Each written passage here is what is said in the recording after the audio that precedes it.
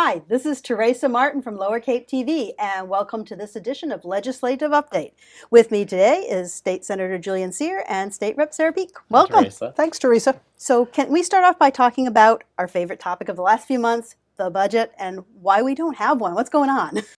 This is sort of a very big negotiation, but I think that we're usually a few days off on the budget.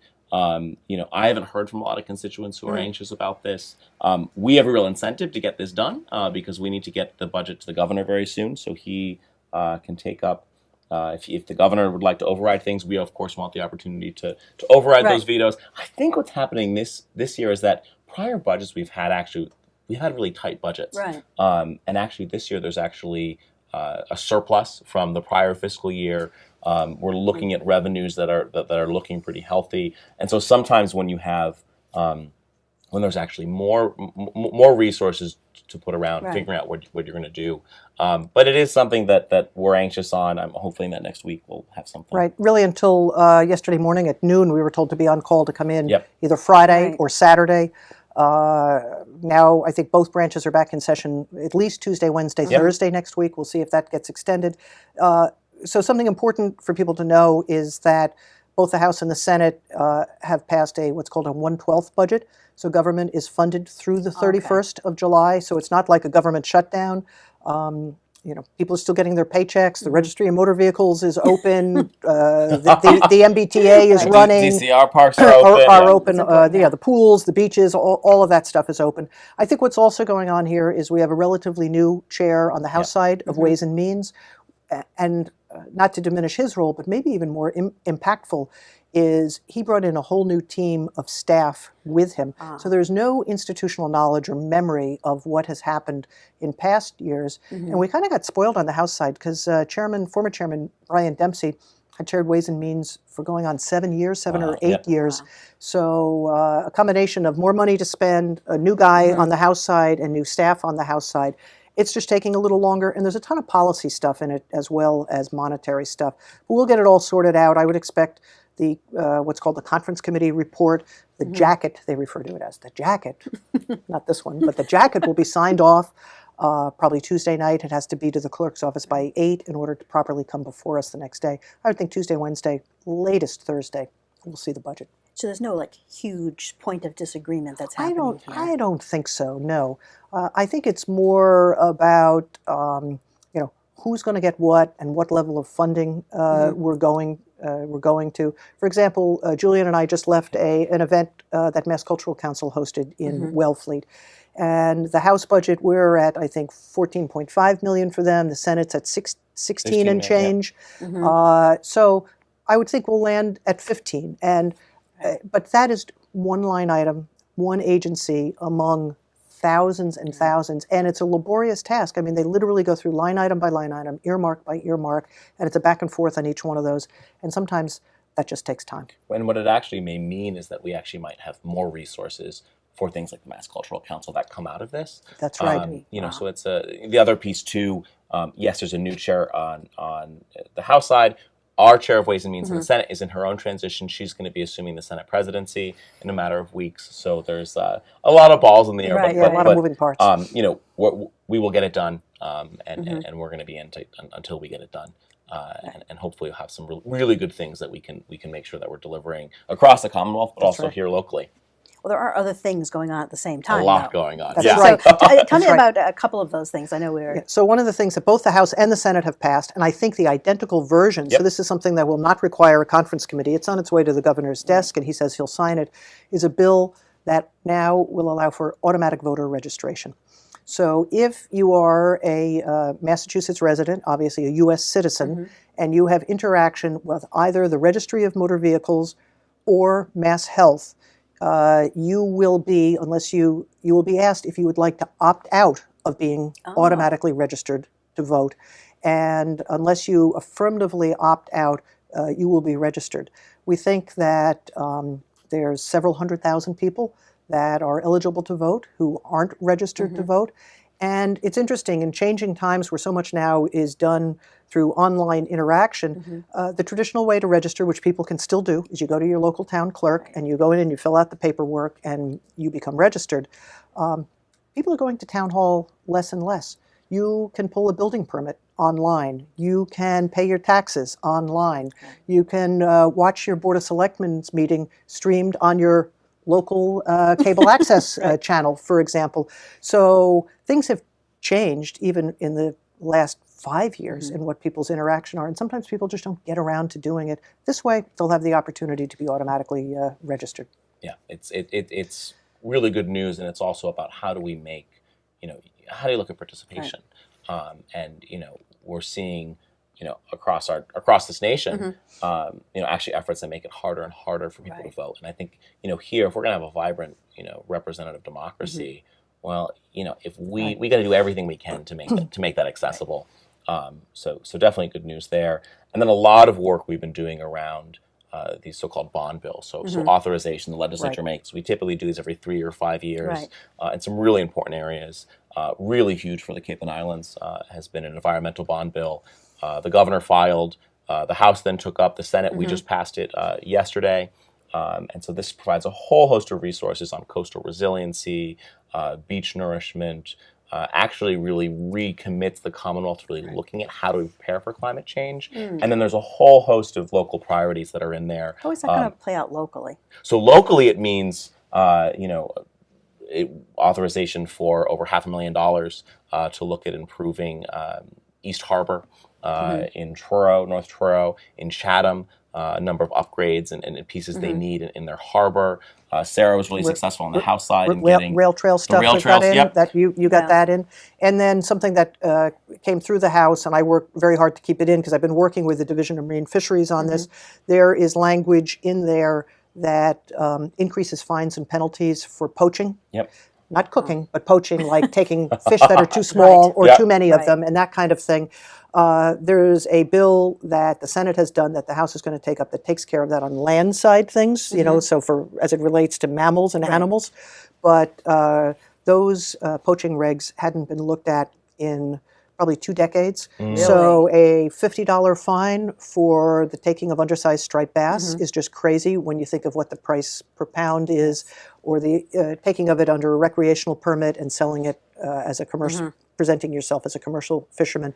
So all that stuff was looked at. That is now included in the environmental bond bill, and that's going to be incredibly important. It's a big environmental piece, quite honestly, because as a fisheries manager, we struggle hard making difficult decisions, and then if the cheaters are allowed to cheat or just get a slap on the wrist, all of our efforts are for naught.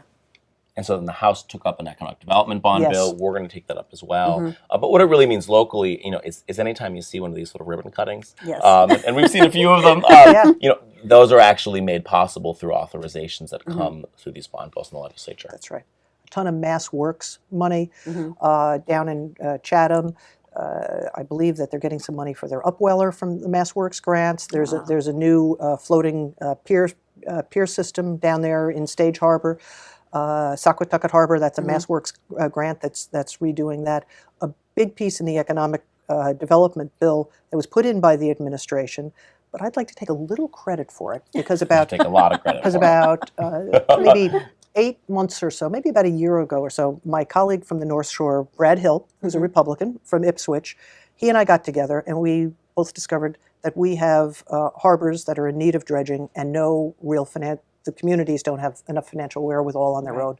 So we trotted ourselves across the street and went over to meet with Secretary Jay Ash, Economic and Housing Development, and we said, we've got a real problem with dredging. And with that, Jay went on a coastal tour and listened to the needs of our communities. Anyway, $50 million in the Economic Development Bond Bill for coastal communities. It's a 50-50 match, so like Wellfleet, if they need $10 million, instead of them having to ante up the 10, they can get 5 from the state, and they have a $5 million matching grant that goes along with it.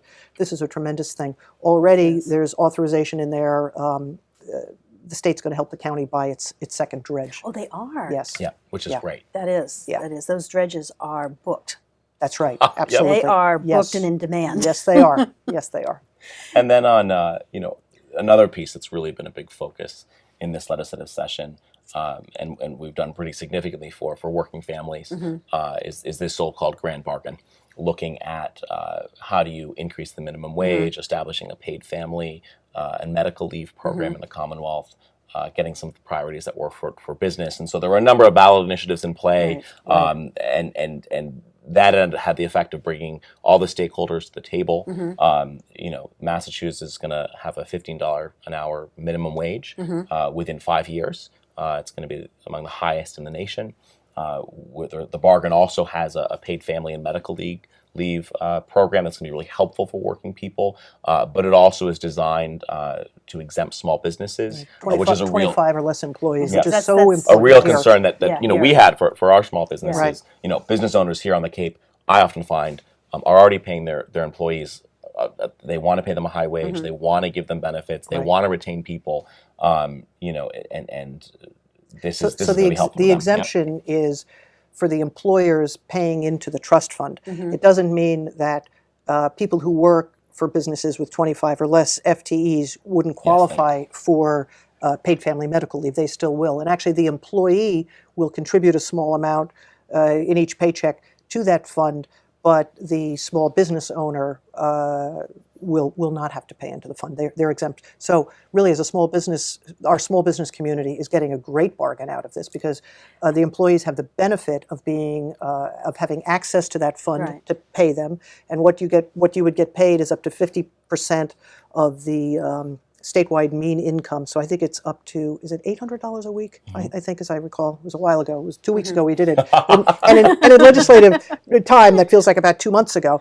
But anyway, they will qualify to receive that without really having to pay in. So this is something that's, for once, we're going to benefit from the large Boston-based and Gateway City-based companies paying in. That will be a tremendous help to us here in our small business communities. Is this real, or is this still? This is real. It's real. This Governor is signed it signed into into law. Done. Done. Done. Yep. Deal. Done.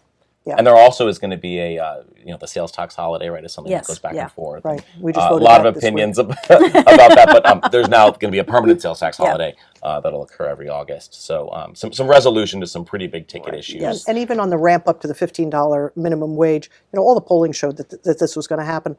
The grand bargain, starts it a little later, stretches it out a little more. I suspect we're also going to look at softening the blow on small businesses. Maybe we'll freeze unemployment insurance rates for a period of time and that kind of thing as well. Yeah, there's some work that's still going to need to happen over the next session, but pretty significant, especially in a place like Cape Cod and the islands where people so struggle to make it. Absolutely. Yeah. So we have just a few minutes left. Yes. And besides getting the budget passed, what else is coming up? What's ahead on our Well, I'm on the agenda? conference committee for short-term rentals. We are close to a deal. We thought we might have something at the end of this week. Right. But thankfully, because we're not in Friday or Saturday, we won't be taking it up. I suspect we'll see that pop next week. And as you know, the senator and myself and the whole Cape delegation, we really all stood shoulder to shoulder on this.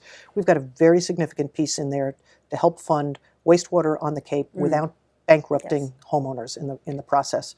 So I'm hopeful that we're going to get that language in as we want it. But beyond that, I'm sworn to secrecy for the conference committee. But stay tuned. Yes, that's right. If we get this wastewater piece, I mean, this is so significant. Yeah. The Association to Preserve Cape Cod has called this, if this happens, probably the most significant legislation that'll affect the region over the last 2 decades. I mean, this has been our having big point. Sarah on this conference committee has been so helpful, but I think really shows when we've got this real we're small but mighty, right? Yeah. We're collaborative, we It's a work great together. team, truly. And it's, fingers crossed. That's right.